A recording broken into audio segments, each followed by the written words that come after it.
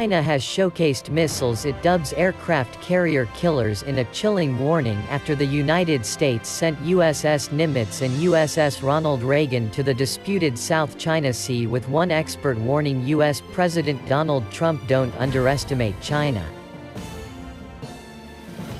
The People's Liberation Army's rocket force recently launched a DF-26 intermediate-range anti-ship ballistic missile, which can be equipped with nuclear warheads, as part of an ongoing exercise, after the U.S. sent the vessels to the disputed waterway for exercises. They subsequently took part in joint naval drills with India, Japan and Australia in the Indian Ocean and Philippine Sea. The DF-26 is capable of striking moving targets at sea. Experts hailed the move as a demonstration of China's determination to safeguard national sovereignty. The PLA Rocket Force Missile Brigade had recently started a cross-regional confrontational exercise, maneuvering through forests and simulated hostile chemical attacks in disguised missile vehicles to avoid satellite detection. Eventually, upon reaching a desert area, troops were given the order to launch the missile.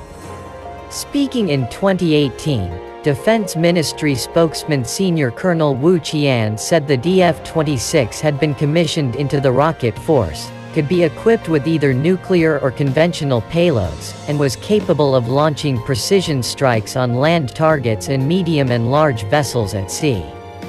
Song Zhongping, a Chinese military expert, said, "The U.S. should fully understand that the PLA is not what it was in 1995 or 1996. China has the capability to make the U.S. lose its aircraft carriers, and this is a key deterrent China should display, and can show China's firm determination in safeguarding national sovereignty and territorial integrity." The DF-26 has an estimated range of 4,500 kilometers, putting U.S. military facilities in Guam, Darwin and on the British overseas territory of Diego Garcia in range, a report by Chinese news site China.com.cn claimed in 2015. U.S. Defense Secretary Mark Esper expressed concerns about Beijing's destabilizing activity near Taiwan and the South China Sea in a call with Chinese Defense Minister Wei Feng, the Pentagon said today. Pentagon spokesman Jonathan Hoffman told reporters, Secretary Esper also communicated the importance that the PRC or People's Republic of China abide by international laws, rules and norms and meet its international commitments. During the call, which lasted an hour and a half, Mr. Esper also reiterated the importance of a constructive, stable and a results-oriented relationship. Tensions in the region have been increasing steadily in recent months. Speaking last month, U.S. Secretary of State Mike Pompeo said, "Today we are strengthening U.S. policy in a vital, contentious part of that region, the South China Sea." Beijing's claims to offshore resources across most of the South China Sea are completely unlawful, as is its campaign of bullying to control them.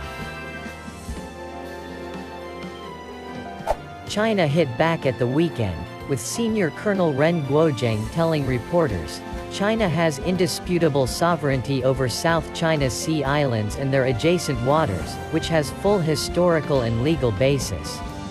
At present, with the joint efforts of China and Asian countries, the situation in the South China Sea is generally stable, and positive progress has been made in relevant consultations. China urges the U.S. to stop making false remarks, stop taking provocative military actions, and stop sowing discord among countries in the region. Meanwhile, amid deteriorating U.S.-China relations, further aggravated by a highly unusual trip to Taiwan this weekend by Health and Human Services Secretary Alex Azar, Defense Secretary Mark Esper talked for 90 minutes on Thursday with his Chinese counterpart, Defense Minister Wei Feng.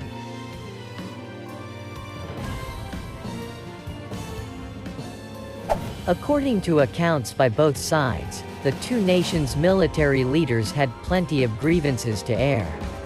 The Trump administration has lately accused China of hiding information about the coronavirus, shut down China's consulate last month in Houston for alleged spying, accused China of military expansionism in the South China Sea, and enraged Beijing with a $2 billion sale of weapons to Taiwan, the democratically ruled island whose independence from China has never been recognized by Beijing. Secretary Esper called for greater PRC transparency on COVID, expressed concern about PRC destabilizing activity in the vicinity of Taiwan and the South China Sea, and called on the PRC to honor international obligations under the principles of the 1984 Sino-British Joint Declaration, the Pentagon press office said Thursday in a news release. Secretary Esper communicated the importance that the PRC abide by international laws, rules, and norms, and meet its international commitments. Pentagon spokesman Jonathan Hoffman told reporters Esper discussed in particular with his Chinese counterpart Beijing's obligations for transparency about the COVID-19 pandemic. They have a need to provide samples, to provide data that didn't happen, Hoffman said. And he expects them to continue to improve their information sharing in regard of that. China's state-run Xinhua news agency, for its part, had its own version of what Esper heard from the Chinese defense minister.